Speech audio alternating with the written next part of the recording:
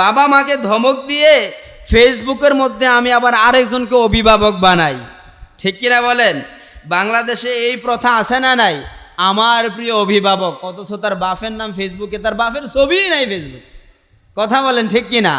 কোন এক জমানার মধ্যে আমরা বসবাস করছি, এক আল্লাহ ছাড়া কেউ জানেন। আজকে যেমনিভাবে আপনারা একত্রিত হয়ে বসেছেন, তেমনিভাবে আল্লাহ রসুলের সামনেও প্রতিদিন এভাবে জলসা বসতো। জোরে বলেন সুবহানাল্লাহ। আল্লাহ রসুলের এই জলসায় একজন এসে বললেন, ইয়া রাসূলুল্লাহ, আমার বাবা মা আমার প্রতি কি অধিকার রাখে, আমার বাবা মা আমার কাছে কি প্রাপ্য পায়, আমার বাবা মাকে আমি কি দিতে পারি? তখন আল্লাহ রসুল সাল্লাল্লাহু আলাইহি ওয়াসাল্লাম বললেন, হুমা জান্নাতুকা ওয়া নারুকা, হুমা জান্নাতুকা ওয়া নারুকা। আল্লাহ রসুল বললেন, তোমার বাবা মাই তোমার জান্নাত, তোমার বাবা মাই তোমার জাহান্নাম, তোমার বাবা মাই তোমার জান্নাত, তোমার বাবা মাই তোমার জাহান্নাম। অতএব এই হাদিস থেকে আপনি কি বুঝলেন? আপনার বাবা মা তো আপনার প্রতি খুশি, আপনি জান্নাতি, আর আপনার বাবা মা আপনার প্রতি অখুশি, আপনি জাহান্নামী।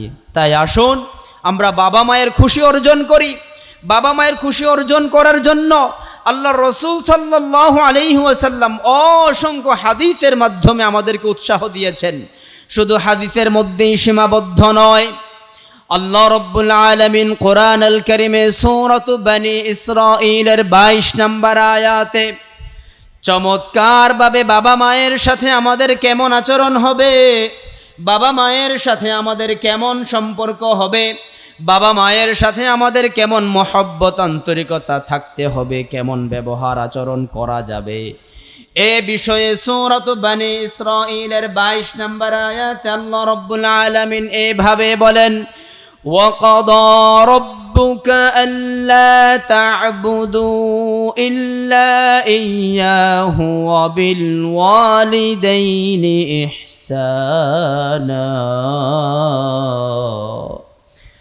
إِمَّا يَبْلُغَنَّ عِندَكَ الْكِبَرَ أَحَدُهُمَا أَوْ كِلَاهُمَا فلا تقل لهما أف ولا تنهرهما وقل لهما قولا كريما الله أكبر।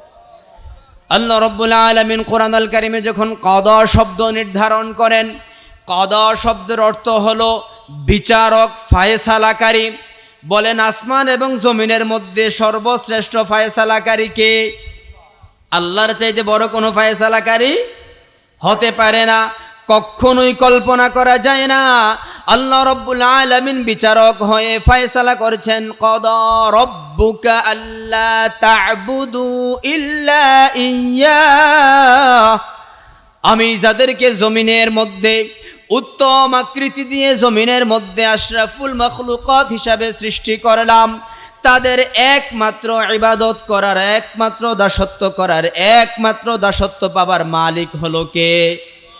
যেহেতু আলোচনা বাবা মায়ের বিষয়ে, সেহেতু আমি এই অংশে ব্যাখ্যায় যাব না। পরবর্তী অংশে আল্লাহ রব্বুল আলামিন বলেন, ওয়াবিল ওয়ালিদাইনি ইহসানা,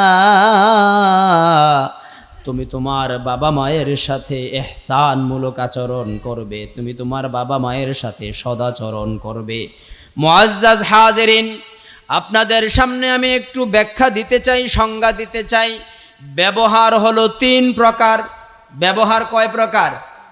1 নাম্বার হলো স্বাভাবিক ব্যবহার, স্বাভাবিক আচরণ। 2 নাম্বারে হলো সদাচরণ। 3 নাম্বার হলো মন্দ আচরণ। 3 নাম্বারে কি? দুঃখজনক বিষয় হলো আমরা স্বাভাবিক আচরণকেই সদাচরণ মনে করি। না না না না, স্বাভাবিক আচরণ কখনো সদাচরণ হতে পারে না। সদাচরণ এবং স্বাভাবিক আচরণের মধ্যে আসমান জমিন পার্থক্য রয়েছে। এই জায়গাটা আমাদের বোঝার ঘাটতি বিধায় আমরা আমাদের বাবা মায়ের সাথে সম্পর্ক ধরে রাখতে পারি না। আপনাদের সামনে আমি তুলে ধরছি, কথা শুনলে আশা করি বুঝবেন। স্বাভাবিক আচরণ হচ্ছে, মনে করেন এই যে আমার বাম পাশে একজন বসা আছে, আমার ডান পাশে একজন বসা আছে, ঠিক কিনা বলেন? এখন তাদের কাছে আমি এই এলাকার হুজুর, কথা বলেন ঠিক কিনা? জি বলি আলহামদুলিল্লাহ। এখন ওনার সাথে আমার দেখা হইল, দেখা হওয়া মাত্র উনি আমাকে আসসালামু আলাইকুম বলল, আমি ওনাকে ওয়ালাইকুমুস সালাম বললাম। উনি বলল, হুজুর চলেন একটু চা খাই, হুজুর চলেন একটু কি খাই। এটা হলো স্বাভাবিক আচরণ। এটা হলো কি বলেন, কি আচরণ? স্বাভাবিক আচরণ। এটা আমরা যেই কোনো লোকের সাথেই করে থাকি। আর সদাচরণ বলা হয় যখন আপনার কোনো স্থায়ী অথবা অস্থায়ী অথবা ছোট অথবা বড় যেই কোনো ধরনের ক্ষতি যদি কেউ করে, কথাটা বোঝার চেষ্টা করেন। সাময়িক দুনিয়ার মধ্যে চলতে গিয়ে ধরেন কথার কথা, আপনার বাবা বৃদ্ধ মানুষ, এই মোবাইল সম্পর্কে তার ধারণা নাই, কিন্তু মোবাইলটা আপনি কিনেছেন 1 লক্ষ টাকা দিয়ে। কত টাকা দিয়ে? ধরেন তিনি এই মোবাইলটা বালতির মধ্যে ফেলে দিল অথবা জানালা দিয়ে বাইরে, অবস্থাটা কেমন হবে? মাথার টেম্পারেচার কি হয়ে যাবে বলেন? গরম হওয়াটাই। ওই মুহূর্তে তাদের সাথে সৌজন্যমূলক আচরণ করাকে বলা হয় সদাচরণ। জোরে বলেন সুবহানাল্লাহ। আপনার বাবা মা বৃদ্ধ হয়ে যাবে, আপনার বাবা মা বিছানায় প্রস্রাব করে দিবে, এই মাত্র আপনার বাবাকে আপনি কবুতরের বাচ্চা দিয়ে খাওয়া দাওয়া করায়া মাত্র ঘর থেকে বের হলেন, এমনিতেই প্রতিবেশী একজন ঘরে ঢুকা মাত্র আপনার বাবা বলল, আমি কেমন ছেলে জন্ম দিলাম, আমার পোলা আমার খোঁজ খবর রাখে না। আপনি আপনার বাবাকে ফল ফলাদি খাওয়ার জন্য মাত্র 1000 টাকা দিয়ে আসলেন, এমনিতেই আপনার ছেলে ঢুকলো, আপনার বোনের ছেলে ঢুকলো। দুঃখজনক বিষয় হলো আপনার বাবা আপনার ছেলেকে টাকাটা না দিয়ে আপনার বোনের ছেলেকে দিয়ে দিল, আপনার স্ত্রী দেখে ফেললো। এই পরিবেশগুলো হয় কি হয় না? ওই কঠিন পরিস্থিতিগুলোর মধ্যে, ওই ভয়াবহ অবস্থার মধ্যে আপনাকে যদি সুন্দর এবং হাসি দিয়ে ব্যবহার করতে পারেন, এটাকেই বলা হয় সদাচরণ। সুবহানাল্লাহ। আপনি চিন্তা করতে পারেন যে আপনার সামনেই আপনার বাবা দ্বিমুখী আচরণ করছে, আপনার স্ত্রীকে যা তা বলছে, আপনার স্ত্রী দিনের পর দিন রাতের পর রাত তার বাথরুম পরিষ্কার করছে, তার বিছানা গুছিয়ে দিচ্ছে, তার ঔষধ দিচ্ছে, তার সেবন করছে, কোনো কাজের ঘাটতি। এরপরেও যখন আপনার বোন বাড়িতে আসে, বলা বলি শুরু করে দেয়, আমার ঘরে কোন বউ আনলাম, ও আমার পরিবারের কোনো খোঁজ খবর রাখে না, আমার কোনো খোঁজ খবর রাখে না, আছে না নাই? এই পরিস্থিতি যখন আপনার বাবা মায়ের হয়ে যাবে, তখন আপনি তাদের সাথে যদি স্বাভাবিক আচরণ করেন, এটাকেই বলা হয় সদাচরণ। সুবহান। অথচ আমরা কখন সদাচরণ করি? যখন আবার বাবা আমাকে ফোন দিয়ে বলতে পারে, বাবা তুমি হোস্টেলে আছো, তোমার বিকাশে টাকা পাঠানো লাগবে কিনা, টাকা লাগলেই তুমি আমাকে জানাইও, আছে না নাই? এই সময় স্বাভাবিক এবং সুন্দর আচরণের জন্য ইসলাম বলে, পরবর্তী আয়াতে স্পষ্টভাবে বলা হয়েছে, ওয়াবিল ওয়ালিদাইনি ইহসানা, তুমি তোমার বাবা মায়ের সাথে সদাচরণ করো, সুন্দর আচরণ করো। কখন করবে? যেই কথাগুলো বললাম এই কথাগুলোই আল্লাহ তাআলা আয়াতের মধ্যে বলেন, ইম্মা ইয়াবলুগান্না ইনদাকাল কিবারা আহাদুহুমা আও কিলাহুমা, যখন তোমার বাবা মা বার্ধক্যে অবস্থায় পৌঁছে যাবে, তাদের 2 জন অথবা তাদের 2 জনের একজন, বলেন আল্লাহু আকবার। আল্লাহ রাব্বুল আলামিন কখন আপনি সুন্দর আচরণ করবেন, কখন আপনার মাথা ঠান্ডা রেখে আচরণ করবেন? যখন আপনার বাবা আপনাকে 500 টাকার নোটগুলি গনে গনে দিতে পারে তখন, যখন আপনি আইফোন চাইছেন আইফোন কিনে দিতে পারে তখন, যখন আপনি বাইক চেয়েছেন বাইক কিনে দিতে পারে তখন। আমরা তো এমনটাই করি। ওই সময় স্বাভাবিক আচরণ, সুন্দর আচরণের প্রয়োজন। ইম্মা ইয়াবলুগান্না, যখন তারা বার্ধক্যে উপস্থিত হবে, ইনদাকাল কিবারা, যখন তাদের সহযোগিতার প্রয়োজন, যখন তাদের সেবার প্রয়োজন, শুশ্রূষার প্রয়োজন। দুঃখজনক বিষয় হলো আমাদের ঘরে যেই মা বোনেরা স্ত্রী হয়ে ঢুকেন, তাদের ওই কথাটা আর মনে থাকে না। কিছুদিন পূর্বে আমিও কথা প্রসঙ্গে বলেছিলাম, আমি তো আসমান থেকে ডাইরেক্ট কোনো একজন মহিলার স্বামী হয়ে দুনিয়ায় আসি নাই। আমার স্বামী হওয়ার পেছনে, আমি একজন পরিবারের মধ্যে যোগ্য জামাই হওয়ার পেছনে শ্রম আছে না নাই, মেহনত আছে না নাই। আমি স্টুডেন্টদেরকে একটা উদাহরণ প্রায় সময় দিয়ে থাকি। সমাজের মধ্যে এখন ফ্রি রিলেশনের নাম দিয়ে আমরা যেই বন্ডিং ছেলে মেয়েদের মধ্যে দেখছি সম্পূর্ণটাই একটা হারাম এবং ভয়ঙ্কর পাপ। জোরে বলেন নাউজুবিল্লাহ। আমি ওই ছেলেদেরকে বলে থাকি, তুমি যার জন্য মুগ্ধ হয়ে পাগল হয়ে তুমি তোমার বাবা মায়ের সাথে দুর্ব্যবহার করছো, তুমি খেয়াল করে দেখো ওই মেয়ে আজকে তোমার বাবা মায়ের বংশ পরিচয় ঐতিহ্য আছে বলেই তোমাকে বিভিন্ন কথা বলে ফুসলিয়ে ফাঁদে ফেলতে, ঠিক কিনা বলেন? আমি বলছি তুমি তোমার বাবার পরিচয় মুছে দিয়ে কাদের মধ্যে একটা ময়লা টোকায় যে ব্যাগ আছে না, টোকাইয়ের মতো একটা কাঁধে ব্যাগ নিয়ে তুমি বাজারে হাঁটো, আর ওই তোমার যে মেয়ে তোমাকে ফুসলাছে তাকে তুমি একবার দর্শন দাও, সাক্ষাৎ দাও, দেখো সে তোমাকে পছন্দ। একটা ছেলেকে পছন্দ করার পেছনে মেয়েরা এত পাগল, আবার আগে দেখে তার বাবা মায়ের অবস্থা কি, তার বংশের অবস্থা কি, তার অর্থের আছে না নাই?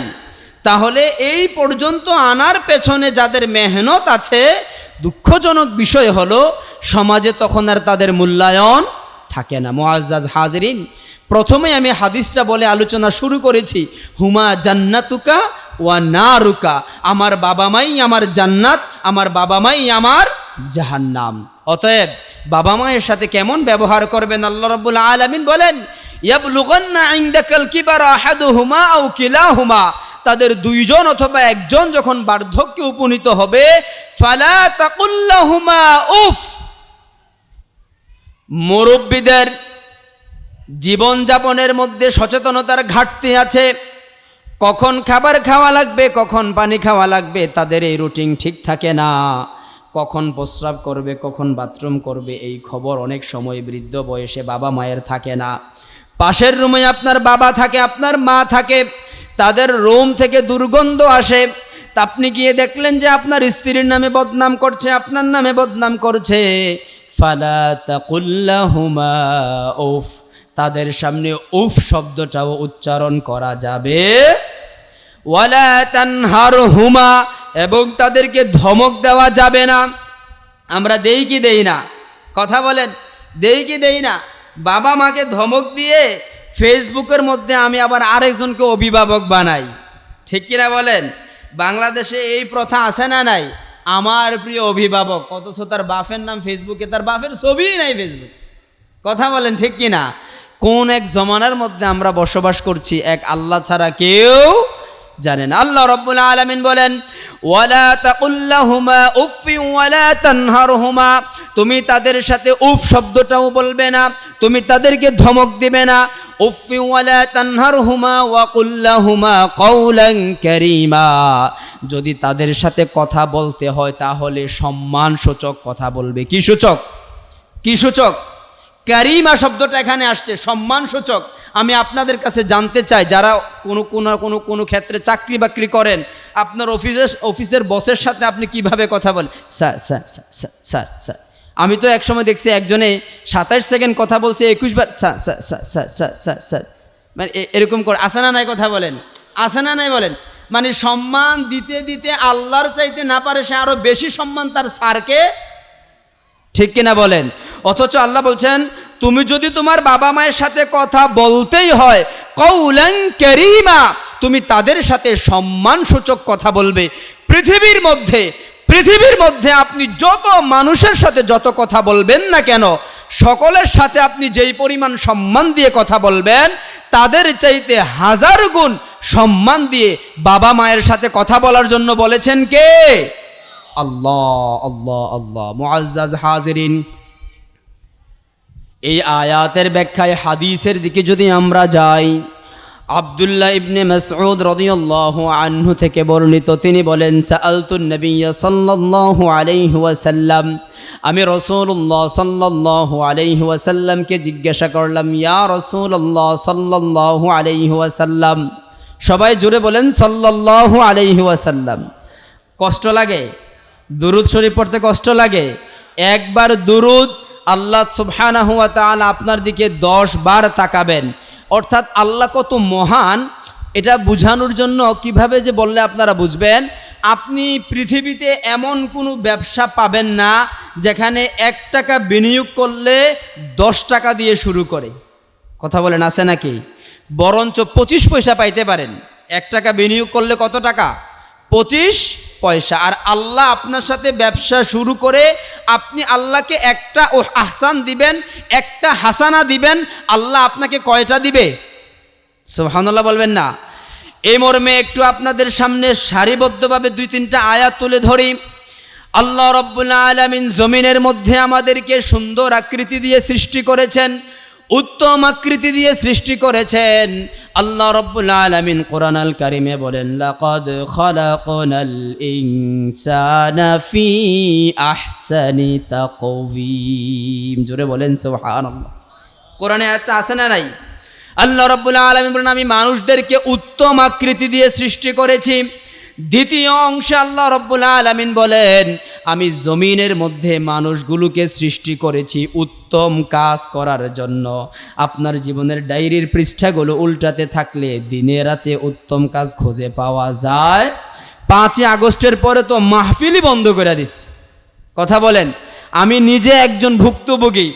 মাহফিলের স্পেসটার নাম সামনে না নেই, রাত আপনার পাগলের মতো দৌড়াদৌড়ি করেও, অনুমতিপত্র হাতে থাকার পরেও মাহফিল করতে দেওয়া হয় নাই। সোনার বাংলাদেশ, আমরা শুধু আদমশুমারিতে মুসলমান, আইডি কার্ডে কি আব্দুল করিম আব্দুল জলিল, কিন্তু আমি আবু জাহেলের কি মুরব্বী, আবু জাহেলের খলিফা। নাউজুবিল্লাহ বলবেন না? মুআজ্জাজ হাজিরিন, যে প্রসঙ্গে কথা বলছিলাম, আল্লাহ রাব্বুল আলামিন বলেন, আমি জমিনের মধ্যে তোমাদেরকে উত্তম রূপে সৃষ্টি করেছি, উত্তম আকৃতি দিয়ে সৃষ্টি করেছি, তোমাদেরকে উত্তম কাজ করার জন্য বলেছি। এ মর্মে সূরাতুল মুলকের মধ্যে আল্লাহ রাব্বুল আলামিন বলেন, আল্লাযী খালাকাল মাউতা ওয়াল হায়াতা লিয়াবলুয়াকুম আইয়ুকুম আহসানু আমালা।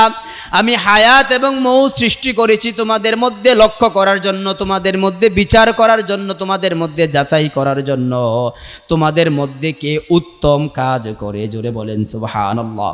উত্তম কাজ কিভাবে করবেন এটাও আল্লাহ রাব্বুল আলামিন কোরআন আল কারিমে জানিয়ে দিয়েছেন। ওয়ামান আহসানু কওলাম মিম্মান দাআ ইলাল্লাহি ওয়া আমিলা সালিহা وقال إنني من المسلمين। জোরে বলেন আল্লাহু আকবার। তার চাইতে আর কার কথা উত্তম হতে পারে যে মানুষকে আল্লাহর পথে ডাকে এবং নিজে নেক আমল করে। জোরে বলেন সুবহানাল্লাহ। ওয়াজের 1 নাম্বার ফজিলত হলো, যদি আপনি ওয়াজ করেন, যদি আপনি সমাজে উত্তম কাজের দাওয়াত দেন, অন্ততপক্ষে আপনার দ্বারা আর অনুত্তম মন্দ কাজ করা সম্ভব হবে। সমাজের মধ্যে এমন কিছু লোক আছে, আমরা ছাত্র জীবনে দেখেছি, আমার বাড়ি থেকে মাদ্রাসায় যাওয়ার জন্য 3 কিলোমিটার পথ ছিল, মাঝখানে 2-3টা বাজার পড়তো। তো আমরা যখন ছোট্ট সময় 2003-04-এর কথা বলছি, যখন আমরা মাদ্রাসায় যেতাম, এই রাস্তার পাশে চা স্টল আছে না নাই?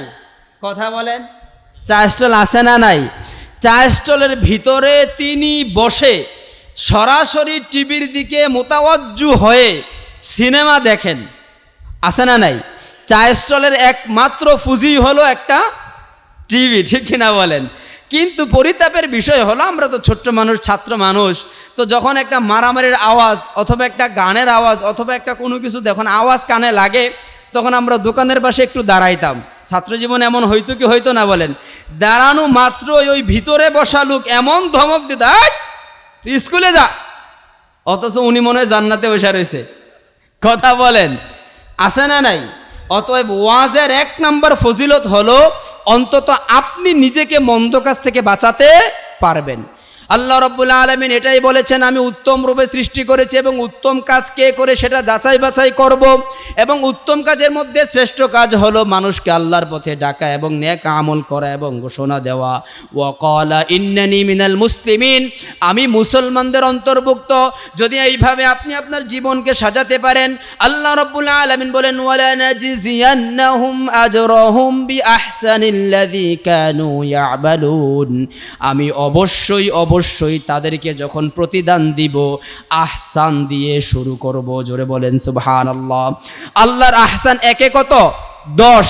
তো এই মর্মে আব্দুল্লাহ ইবনে মাসউদ রাদিয়াল্লাহু আনহু রাসূল আরবি সাল্লাল্লাহু আলাইহি ওয়াসাল্লামকে প্রশ্ন করলেন, ইয়া রাসূলুল্লাহ আইয়ুল আমালি আহাব্বু ইলাল্লাহি আযজা ওয়া জাল্লা, জমিনের মধ্যে যতগুলি আমল রয়েছে, যতগুলি কাজ রয়েছে, যতগুলি কর্ম রয়েছে, এর মধ্যে আল্লাহর নিকট সবচাইতে প্রিয় কোন কাজটি? জোরে বলেন সুবহানাল্লাহ।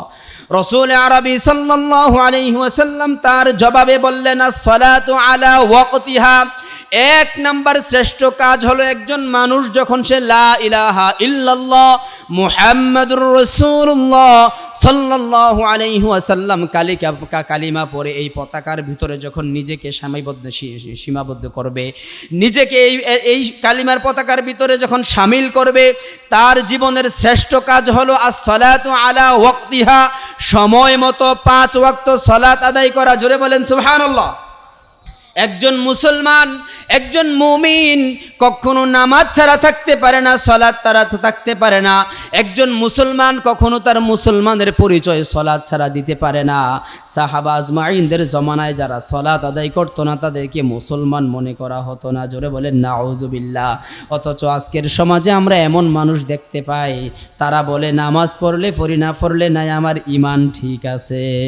আছে না নাই? এই ধরনের স্বভাবের মানুষ আছে না নাই? আবার তাও বলে যে সেজদার মতো সেজদা একটা দিলেই নাউজুবিল্লাহ বলবেন না। মুআজ্জাজ হাজিরিন, আপনি আমল করেন না এটা নিয়ে আমার এত দুঃখ নাই, কারণ আপনি আমল না করলে আপনার কবরের শাস্তি আপনি ভোগ করবেন। তবে আপনি এই ঠাট্টামূলক উপহাসমূলক কথা বলে জমিনের মধ্যে ধ্বংস কায়েম করার জন্য চেষ্টা করছেন। জোরে বলেন নাউজুবিল্লাহ। প্রত্যেক নবীর যুগের উম্মতগুলি বাড়াবাড়ি করার ফলেই, পাপের কারণে নয়, কিসের কারণে নয়, বাড়াবাড়ি করার ফলেই আল্লাহ তাআলা আসমান থেকে আযাব দিয়েছেন। জোরে বলেন নাউজুবিল্লাহ।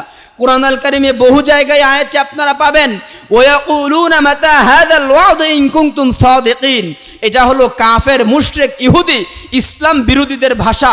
তাদের এটা সরল অনুবাদটা হলো এরকম, যদি তোমার ওয়াদা সত্য হয়, যদি তোমার আল্লাহর ওয়াদা সত্য হয়, তাহলে আযাব কেন আসে না? জোরে বলেন নাউজুবিল্লাহ। আযাব আসছে কি আসে নাই? আযাব আসছে কি আসে নাই? বাংলাদেশের মধ্যে আসছে কি আসে নাই? কল্পনাও করে নাই। মুআজ্জাজ হাজিরিন, এজন্যে আপনার জীবনের আমলের মধ্যে শ্রেষ্ঠ আমল হলো 1 নম্বরে কি করা? 5 ওয়াক্ত সালাত। ইনশাআল্লাহ বলা যাবে তো? ইনশাআল্লাহ বলা যাবে। মুআজ্জাজ হাজিরিন, একটু সালাত সম্পর্কে বলেই আমি পিতামাতার দিকে ঢুকছি। আল্লাহর নবী সাল্লাল্লাহু আলাইহি ওয়াসাল্লাম বলেন, মান হাফাজা আলাইহা কানাত লাহু নূরাও ওয়া বুরহানাও ওয়া নাজাতাও ইয়াউমাল কিয়ামা। যে ব্যক্তি এই 5 ওয়াক্ত নামাজের হেফাজতের জিম্মাদারি নিবে, আল্লাহ রাসূল সাল্লাল্লাহু আলাইহি ওয়াসাল্লাম বলেন, কিয়ামতের ময়দানে তার এই সালাত তার জন্য আলু হয়ে তাকে সহযোগিতা করবে। জোরে বলেন সুবহানাল্লাহ। তার জন্য আল্লাহর সামনে প্রমাণ হয়ে দাঁড়াবে, সাক্ষী হয়ে দাঁড়াবে, এবং তাকে মুক্তির জন্য এই নামাজ ব্যবস্থা করবে। জোরে বলেন সুবহানাল্লাহ। অতএব আসুন আমরা নামাজের প্রতি যত্নশীল হই, নামাজের প্রতি আমরা আরও বেশি আগ্রহী হই। 5 ওয়াক্ত নামাজ যেন আমার জীবন থেকে ছুটে না যায়। আল্লাহ তাআলা এমন জিন্দেগি দান করুক। জোরে বলি আমিন। দ্বিতীয় নম্বরে তিনি আবার প্রশ্ন করেন, ইয়া রাসূলুল্লাহ, তারপরে কোন আমল? আল্লাহর নবী সাল্লাল্লাহু আলাইহি ওয়াসাল্লাম বলেন, সুম্মা বিররুল ওয়ালিদাইন, তুমি তোমার পিতামাতার সাথে সুন্দর উত্তম আচরণ করো। জোরে বলেন সুবহানাল্লাহ। মুআজ্জাজ হাজিরিন, আমলের মধ্যে শ্রেষ্ঠ আমল 2 নম্বরে হলো বাবা মায়ের সাথে উত্তম আচরণ করা। অন্য একজন সাহাবী আবার আল্লাহর রাসূলকে প্রশ্ন করলেন, ইয়া রাসূলুল্লাহ, জমিনের মধ্যে গুনাহের মধ্যে সবচাইতে বড় গুনাহ কোনটি? আল্লাহর রাসূল সাল্লাল্লাহু আলাইহি ওয়াসাল্লাম তার প্রশ্নের জবাবে 1 নম্বরে বলেছেন শিরিক করা, 2 নম্বরে বলেছেন বাবা মায়ের অবাধ্য হওয়া। জোরে বলেন নাউজুবিল্লাহ। আমলের ক্ষেত্রেও 2 নম্বরে রেখেছেন বাবা মাকে, এবং গুনাহের ক্ষেত্রেও 2 নম্বরে রেখেছেন বাবা মাকে। এখন আপনার ফয়সালা আপনি করবেন, আপনি কোথায় যাবেন, আপনার সিদ্ধান্ত আপনি নেবেন। আপনি কি জান্নাতে যাবেন না জাহান্নামে যাবেন? বাবা মাই আমার জান্নাত, বাবা মাই আমার জাহান্নাম। তাই আসুন সুম্মা বিররুল ওয়ালিদাইন, আমরা পিতা মাতার সাথে উত্তম আচরণ করি। আল্লাহর নবী সাল্লাল্লাহু আলাইহি ওয়াসাল্লাম এই মর্মে আরো চমৎকার একটি হাদিস বলেছেন। আন ইয়ালা ইবনে আতা রাদিয়াল্লাহু عن أبيه عن جده رضي الله عنه عن عبد الله بن عمرو رضي الله عنه قال قال رسول الله صلى الله عليه وسلم رضا الرب في رضا الوالدين وسخط الرب في سخط الوالدين আব্দুল্লাহ ইবনে উমর রাদিয়াল্লাহু আনহু থেকে হাদিস বর্ণিত আল্লাহর নবী সাল্লাল্লাহু আলাইহি ওয়াসাল্লাম বলেন কোন সন্তানের উপর বাবা মা সন্তুষ্ট তো আল্লাহ সন্তুষ্ট। সুবহানাল্লাহ বলবেন না? আরো জোরে সুবহানাল্লাহ বলবেন না? আল্লাহ রসুল বলেন সন্তানের প্রতি যদি বাবা মা খুশি থাকে, সন্তানের প্রতি যদি বাবা মা স্নেহশীল থাকে, সন্তানের ব্যাপারে যদি বাবা মা সাক্ষী দেয় আমার সন্তান নেককার সন্তান, আমার সন্তান উত্তম সন্তান, আল্লাহর নবী বলেন আল্লাহও তার প্রতি রাজি এবং খুশি হয়ে যায়। সুবহানাল্লাহ। মুআজ্জাজ হাজিরিন, আপনি চিন্তা করতে পেরেছেন যে আমলের মধ্যে কত বড় গুরুত্বপূর্ণ একটা আমল হলো বাবা মায়ের সাথে সুন্দর ব্যবহার করা, বাবা মায়ের সাথে সুন্দর সম্পর্ক তৈরি করা। কিন্তু এমন এক জমানা শুরু হয়েছে 3-4 থেকে শুরু করে বাচ্চারাই বাবা মাকে পেরেশানি দেওয়া শুরু করে দেয়, ঠিক কিনা বলেন? বাবা মাকে পেরেশানি দেওয়া শুরু করে দেয়। 5-6-এ উঠলে তো তার হুন্ডা লাগে, তার মোবাইল লাগে, তার এই লাগে সেই লাগে। এই পেরেশানি দিতে দিতে একটা বাবা মার কলিজা জাজরা করে ফেলে, জোরে বলেন ঠিক কিনা? তাই আসুন আমরা পাক্কা মুসলমান, সাচ্চা মুসলমান হতে চাই। এই জন্য 2 নম্বরে যে আমলটি আল্লাহ রসুল বলেছেন, 1 নম্বরে হলো সালাত, 2 নম্বরে হলো বাবা মায়ের সাথে উত্তম আচরণ। এই হাদিসের মধ্যে আল্লাহর নবী বলেছেন বাবা মা খুশি আল্লাহ খুশি। ওয়াসাখাতুর রব্বি ফি সাখাতিল ওয়ালিদাইন। আল্লাহর নবী সাল্লাল্লাহু আলাইহি ওয়াসাল্লাম দ্বিতীয় পর্যায়ে বলেন আপনার বাবা মা আপনার প্রতি অসন্তুষ্ট তো আল্লাহ তাআলা অসন্তুষ্ট। জোরে বলেন নাউযুবিল্লাহ। মুআজ্জাজ হাজিরিন, আল্লাহ সুবহানাহু ওয়া তাআলা যদি আপনার প্রতি অসন্তুষ্ট হয়ে যায়, আপনার প্রতি যদি আল্লাহ সুবহানাহু ওয়া তাআলার দৃষ্টি না থাকে, আপনার থেকে যদি আল্লাহ তাআলা দৃষ্টি সরিয়ে নেন, কোরআন আল কারীমের অন্য আয়াতে আল্লাহ তাআলা বলেন وَمَن يَعْشُ عَن ذِكْرِ الرَّحْمَنِ نُقَيِّضْ لَهُ شَيْطَانًا فَهُوَ لَهُ قَرِينٌ। জোরে বলেন আল্লাহু আকবার। আল্লাহ রাব্বুল আলামিন বলেন কোন বান্দা যদি আমার বিধান ছেড়ে দিয়ে, আমার জিকির ছেড়ে দিয়ে, আমার স্মরণ ছেড়ে দিয়ে, আমি আল্লাহ সুবহানাহু ওয়া তাআলা যেভাবে তাকে নীতিমালা দিয়েছি এই নীতিমালার বাহিরে যদি সে চলাচল শুরু করে, জীবন যাপন করে, আল্লাহ রাব্বুল আলামিন বলেন আমি আল্লাহ তাআলা তার পেছনে একজন শয়তান নিযুক্ত করে দেই। জোরে বলেন নাউযুবিল্লাহ। শয়তান যদি আল্লাহ নিযুক্ত করে, পৃথিবীর কোন বাবা, পৃথিবীর কোন ফির আপনাকে জান্নাতে নেবে বলেন? সমাজের মধ্যে তো আমরা এগুলা দেখি, বাবা মায়ের খবর নেয় না, দোকানে বৈশা গপ মারে, আল্লাহ দিলে। এবার দরবারে শরীফে গেছিলাম, একটা 90,000 টাকা দিয়ে গরু দিয়ে আইছি। কথা বলেন আছে না নাই? আছে না নাই? কত হাজার টাকা দিয়ে গরু দিয়ে আসছে? 90,000 টাকা। তার বাবার ঘরে কি নাই? রান্না ব্যবস্থা নাই। আপনি মুসলমান? ছি!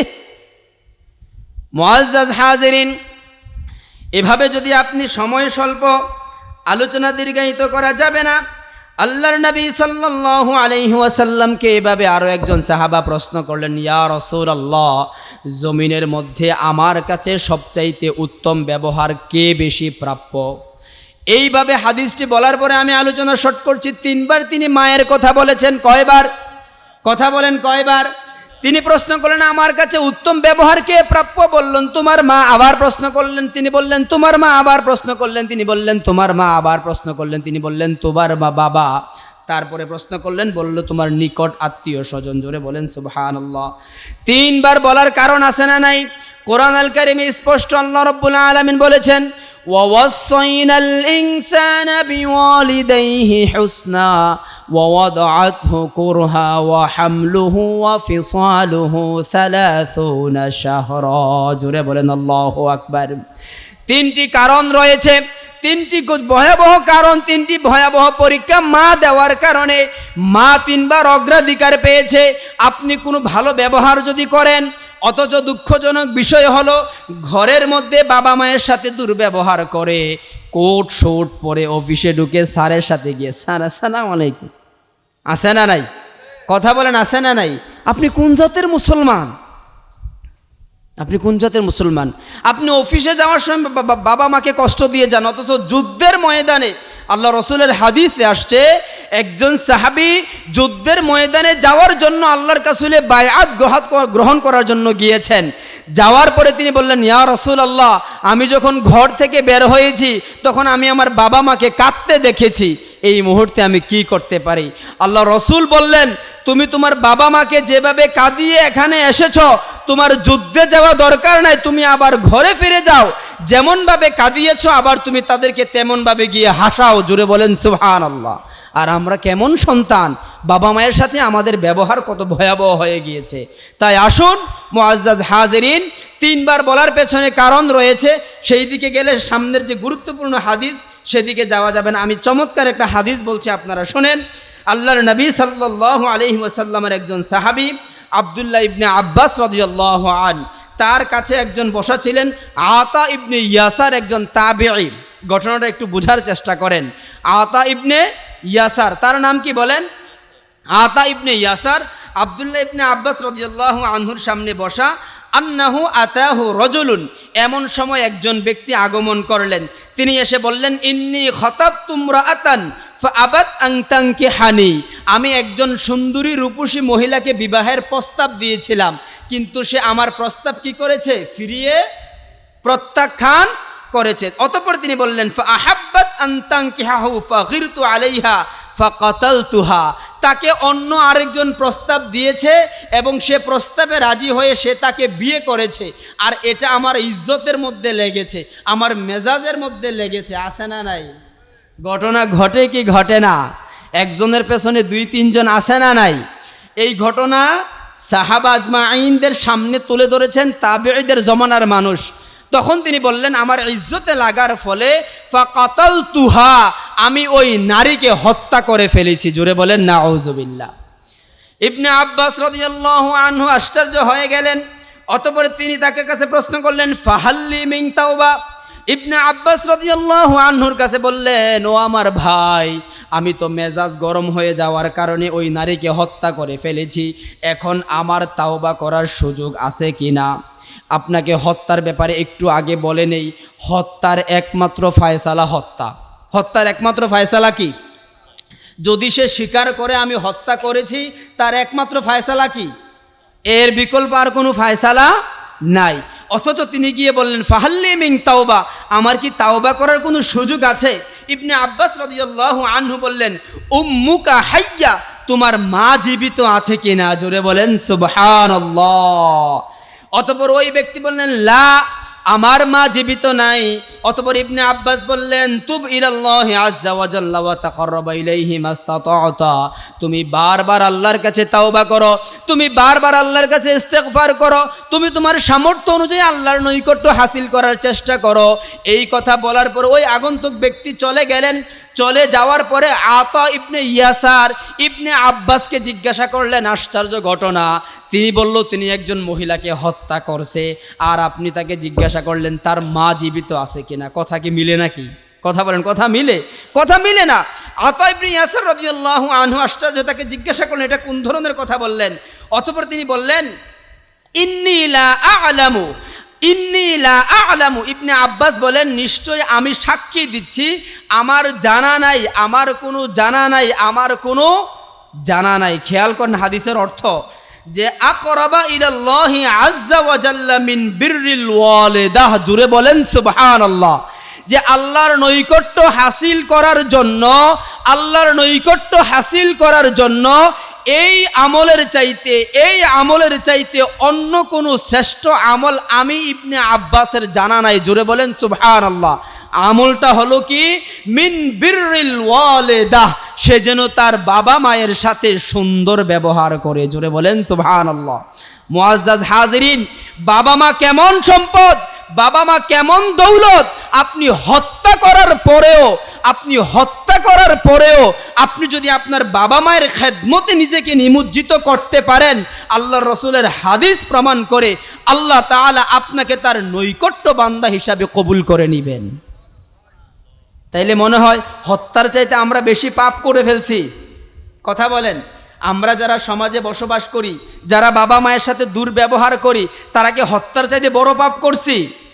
ছোট পাপ, কিন্তু বাবা মায়ের সাথে আমাদের কি নাই? সম্পর্কটা বিররিল ওয়ালিদা হয় নাই। মুআজ্জাজ হাজিরিন, আজান শুরু হয়ে গিয়েছে, আমরা একটু সময়ের জন্য সবর করি ইনশাআল্লাহ।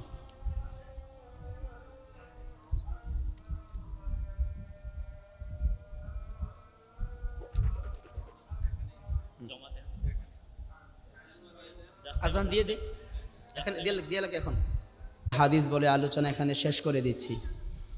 যেহেতু আজকের আয়োজন বাবা মায়ের নিয়ে, আমারও তো বাবা মা আছে, আমিও তো কোনো না কোনো বাবা মায়ের সন্তান, কিন্তু আমাকে বাইন্ডিংস দেওয়া হয়েছে যেন কোরআন হাদিসের আলোকে কথা বলি, যার জন্য আমার স্মৃতি থাকলেও সেই স্মৃতিটা তুলে ধরতে পারছি না। তবে একটা স্মৃতি আমি বলি, মহসিন কামাল ভাই যে স্মৃতিটার কথা বলেছেন যে তার বাবা তাকে নিয়ে সোনাকান্দা, ধামতি, আড়াইবাড়ি, সরসিনা ইত্যাদি বিভিন্ন জায়গায় যেতেন।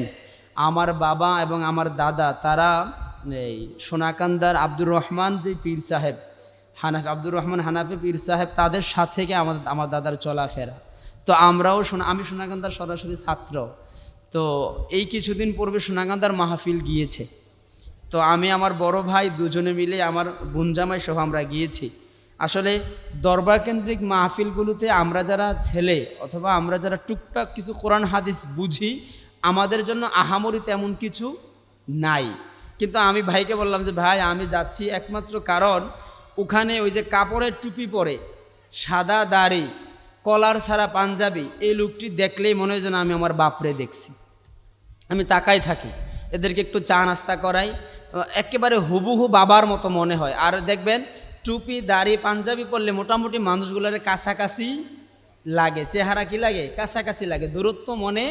শুধু এই মানে চেহারাটা, এই পরিবেশটা দেখার জন্য এই কুমিল্লা থেকে আমি সোনাকান্দা গিয়েছি। এই হলো একটা স্মৃতি শুধু বললাম। তো এই জন্যে বাবা মায়ের স্মৃতি বলে শেষ করা যাবে না, কিন্তু বাবা মায়ের জন্য আমাদের কিছু করার কি আছে? সুযোগ আছে। এই যে একটা হাদিস আমি আপনাদের সামনে তুলে ধরছি, আন ইবনে আব্বাস রাদিয়াল্লাহু আনহু থেকে বর্ণিত, তিনি বলেন, মা মিন মুসলিমিন লাহু ওয়ালিদানে মুসলিমানি ইউসবিহু ইলাইহিমা মুহতাসিবা ইল্লা ফাতহা লাহুল্লাহু বাবাইনি ইয়ালি মিনাল জান্নাহ ওয়া ইন কানা ওয়াহিদান ফাওয়াহিদ ওয়া ইন আগদাবা আহাদাহুমা লাম ইয়ারদাল্লাহু আনহু হাত্তা ইয়ারদা আন কিলা ওয়া ইন যালামা ক্বালা ইন যালামা। ইবনে আব্বাস রাদিয়াল্লাহু আনহু বলেন, আল্লাহ রসুল সাল্লাল্লাহু আলাইহি ওয়াসাল্লাম বলেছেন, কোনো মুসলমান, আমরা মুসলমান কিনা বলেন, আল্লাহর নবী বলেন, মা মিন মুসলিমিন লাহু ওয়ালিদানে, কোনো মুসলমান তার বাবা মা দুইজনকে পেল,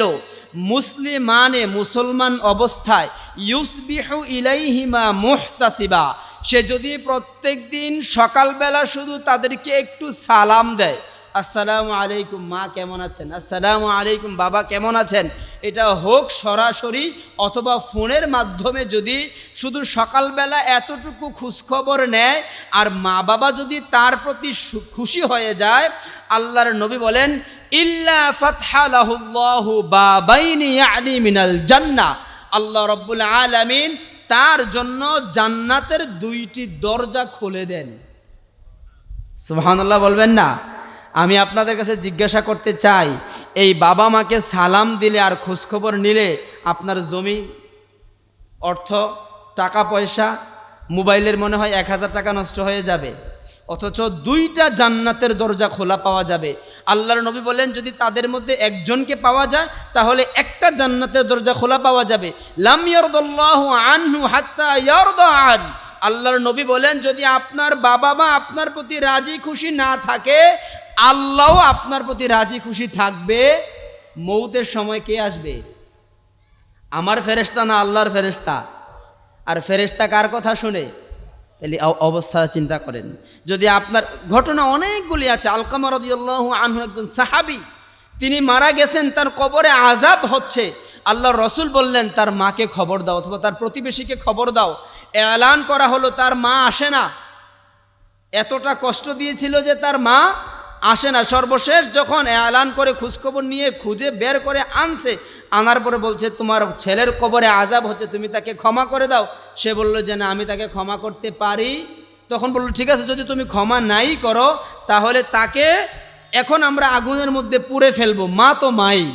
আগুনের যখন ব্যবস্থা করা হচ্ছে, পোড়ার যখন ব্যবস্থা করা হচ্ছে যে এখানে আমার ছেলেকে ফেলে দেওয়া হবে, কয় না তাইলে আমি আমার ছেলেকে মাফ করে দিলাম। হাদিসের মধ্যে আসছে এই কথা বলা মাত্রই সে লা ইলাহা ইল্লাল্লাহ মুহাম্মাদুর রাসূলুল্লাহ সাল্লাল্লাহু আলাইহি ওয়াসাল্লাম কালিমা পড়ে দুনিয়া থেকে বিদায় নিয়েছেন। সুবহানাল্লাহ। এই হলো মা, এই হলো বাবা। তো আল্লাহর নবী বলেন যদি তাদের মধ্যে বাবা মা অসন্তুষ্ট থাকে তাহলে অসন্তুষ্ট থাকবেন কে? সাহাবা আবার প্রশ্ন করলেন কিলা ওয়া ইন যালামা, ক্বালা ইন যালামা, যদি আমার বাবা মা আমার প্রতি জুলুম করে? আল্লাহর নবী বলেন জুলুম করলেও বাবা মায়ের সাথে সুন্দর ব্যবহার করা লাগবে। তাই আসুন আজকের এই বাবা মায়ের এই মাগফিরাত অনুষ্ঠানে, কবরবাসীর মাগফিরাত অনুষ্ঠানে আমরা আমাদের বাবা মায়ের সাথে সুন্দর উত্তম আচরণ করি। আল্লাহ রাব্বুল আলামিন যেন দুনিয়া থেকেই মৃত্যুর সময় জান্নাতের চিত্র দেখতে দেখতে মৃত্যুবরণ করতে পারি। আল্লাহ যেন এমন ঈমান এবং এমন বান্দা হিসাবে কবুল করে, জোরে বলি আমিন। ওয়াসসালামু আলাইকুম ওয়া রাহমাতুল্লাহি ওয়া বারাকাতুহু।